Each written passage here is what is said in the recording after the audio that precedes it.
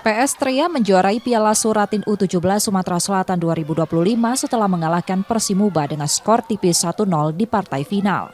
Kemenangan ini memastikan PS Tria meraih tiket untuk berlaga di Piala Suratin U17 tingkat nasional. Yang pertama pemain harus dibenahi itu fisiknya ya, fisik.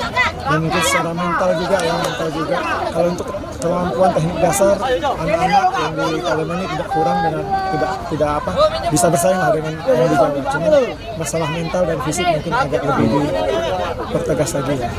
Harapan saya kami bisa bawa nama Sumatera Selatan juara. Insya Allah kami akan matangkan persiapan dan kami akan tetap optimis. Sebelum tampil di putaran nasional, tim berencana melakukan pembenahan, khususnya pada aspek fisik dan mental. PS Tria optimistis mampu bersaing dan memberikan hasil terbaik di ajang tersebut. Saya mengharapkan, tadi saya sampaikan kepada para pemain dan ofisialnya untuk segera setelah ini ya untuk mempersiapkan diri, latihan-latihan lebih keras karena waktunya mungkin hanya tinggal 2 minggu lagi mereka untuk persiapan berangkat ke Solo.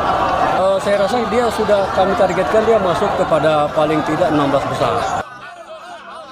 Asprof PSSI Sumsel berharap PS Tria mampu menorehkan prestasi, membanggakan dan menargetkan setidaknya lolos hingga babak 16 besar. Ajang ini juga menjadi bukti meratanya kekuatan sepak bola di Sumsel sekaligus melahirkan banyak pemain muda potensial. Nur Muhammad, Kompas TV, Palembang, Sumatera Selatan.